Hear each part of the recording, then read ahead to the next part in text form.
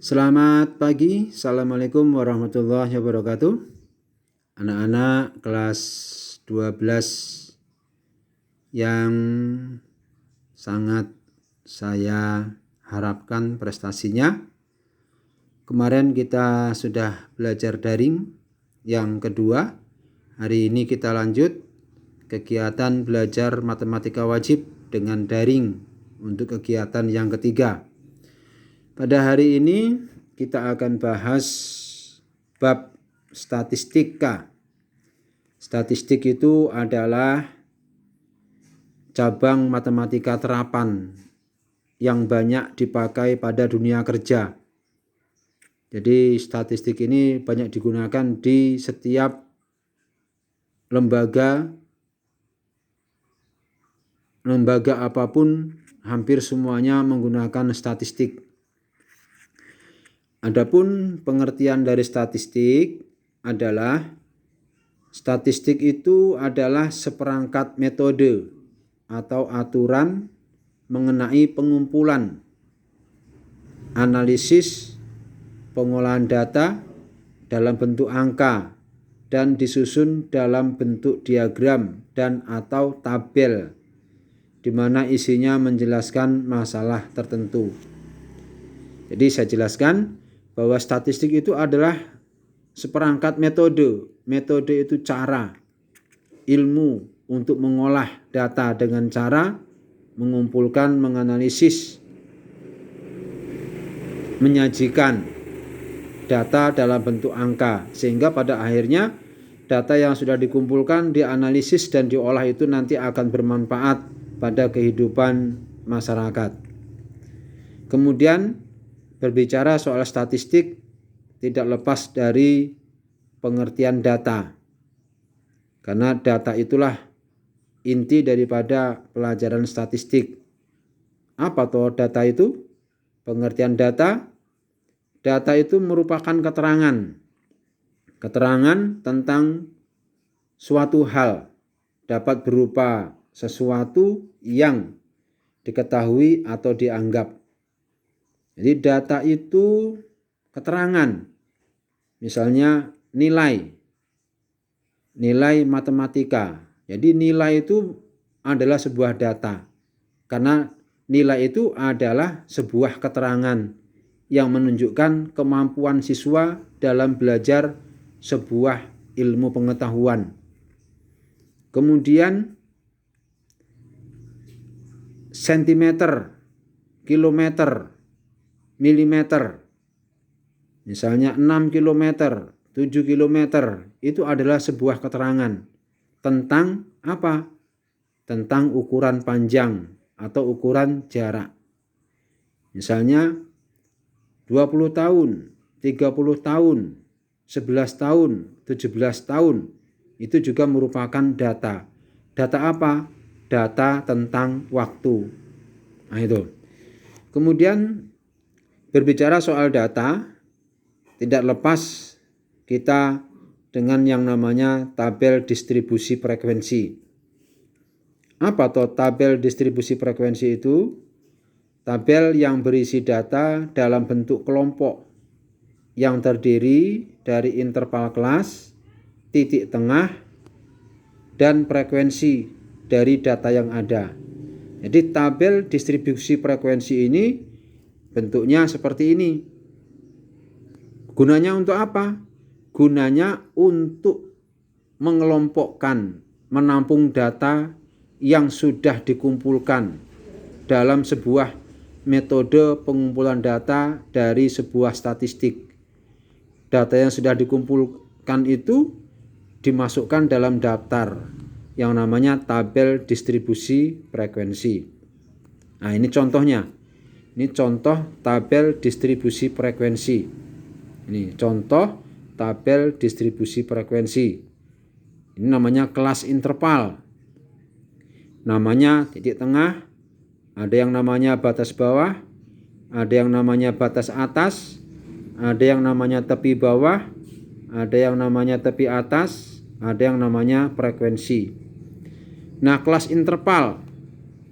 Di sini kelas interval itu ada berapa? 1, 2, 3, 4, 5, 6. Namanya ada 6 kelas interval. Yang ini namanya kelas interval pertama, kelas interval kedua, kelas interval ketiga, dan seterusnya. Anda perhatikan di sini ada 31, ada 40. 31 ini dinamakan batas bawah ini. Batas bawahnya 31. Ini atas, namanya batas atas 30 ini. Yang 41 ini namanya batas bawah. Yang 50 namanya batas atas. Begitu seterusnya. Ini yang terakhir 81 ini adalah batas bawah. Batas bawah kelas interval yang ke-6. 90 ini batas atas. Batas atas kelas interval ke-6. Titik tengah, artinya titik tengah itu adalah tengah-tengah antara 31 dan 40. Jadi tengah-tengah antara 31 dan 40 ini adalah 35,5.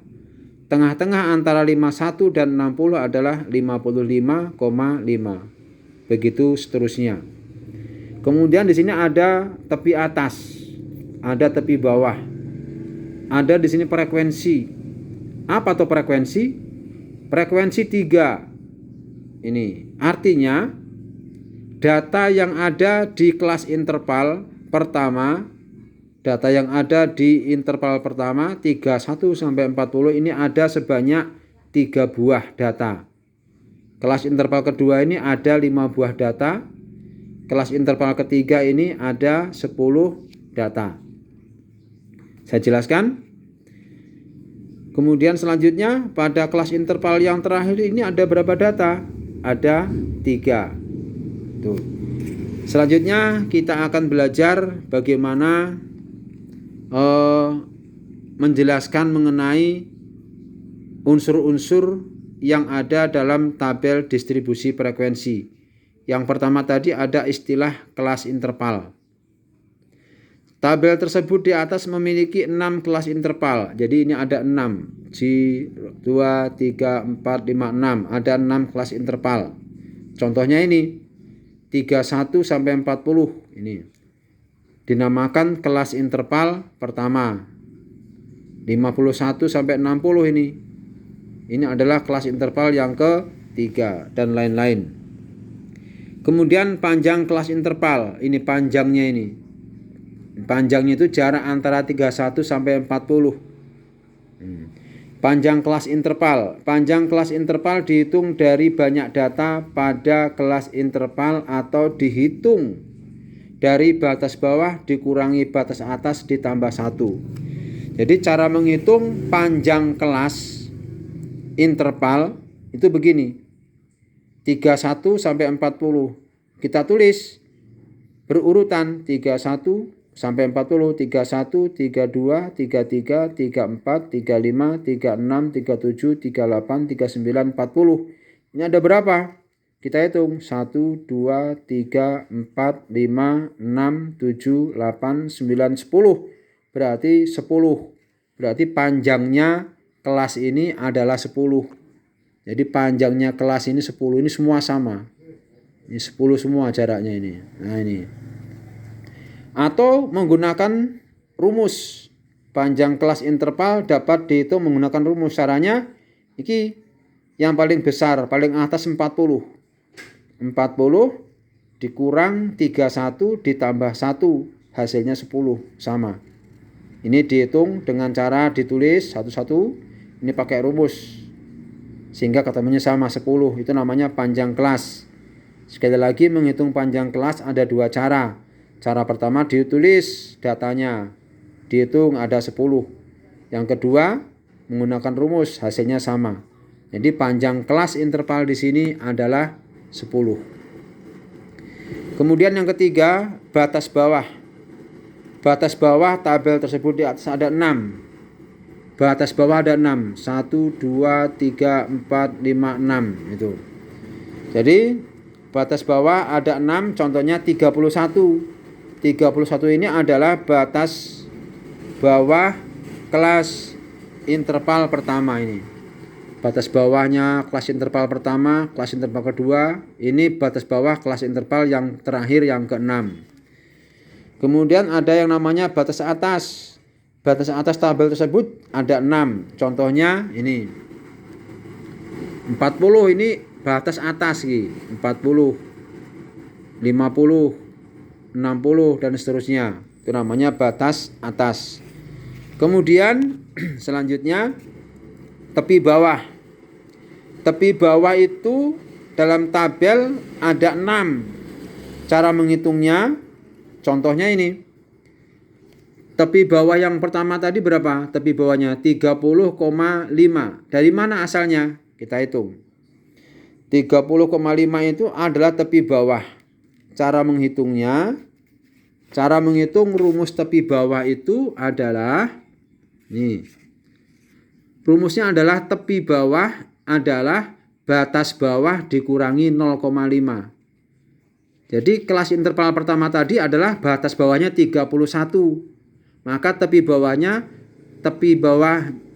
bawahnya sama dengan batas bawahnya 31 dikurangi 0,5 sehingga hasilnya 30,5. Jadi tepi bawah ini asalnya dari sini. Tepi bawah ini asalnya dari batas bawah dikurangi 0,5. Jadi 31 dikurang 0,5 30,5. Kemudian tepi bawah yang kedua ini asalnya dari sini, batas bawah 41 dikurang 0,5 hasilnya 40,5. Dari mana 50,5 ini? Dari sini. 51 dikurang 0,5 hasilnya 50,5. Kemudian tepi atas. Tepi atas sama dengan ini, batas atas 40. Kalau tepi bawah dikurang 0,5, kalau tepi atas ditambah 0,5. Ulangi, kalau tepi bawah itu adalah batas bawah dikurang 0,5, kalau tepi atas itu adalah batas atas ditambah 0,5 sehingga ketemulah ini berapa? Ini tepi atasnya batas atas 40 ditambah 0,5 hasilnya 40,5. Yang kedua 50 ditambah 0,5 hasilnya 50,5. Yang ketiga 60 ditambah 0,5 hasilnya 60,5. Begitu seterusnya sampai pada tepi atas yang keenam atau yang terakhir. Lanjut. Tadi ada yang namanya tepi bawah, tepi atas. Sekarang lanjut ke titik tengah. Namanya aja titik tengah. Maka titik tengah itu adalah nilai yang ada di tengah-tengah. Contohnya ini 35,5 adalah titik tengah kelas interval yang pertama. Kelas interval pertama tadi adalah 31 sampai 40. Tengah-tengahnya 35,5. Dari mana ngitungnya? Ini. Cara menghitungnya adalah tepi bawah itu adalah batas bawah ditambah batas atas dibagi 2. Nah, kelas interval pertama tadi adalah 31 sampai 40. Berarti batas bawahnya 31, batas atasnya 40. Maka 31 ditambah 40 dibagi 2. 31 ditambah 40 adalah 71. 71 dibagi 2 hasilnya 31,5. Demikian anak-anak. Hari ini Bapak sudah menjelaskan materi statistik mengenai pengertian statistik, pengertian data, tabel distribusi frekuensi dan unsur-unsurnya yang ada di dalamnya. Di antaranya ada yang namanya kelas interval, ada yang namanya titik tengah, ada batas bawah, ada batas atas, ada tepi bawah, ada tepi atas, ada frekuensi.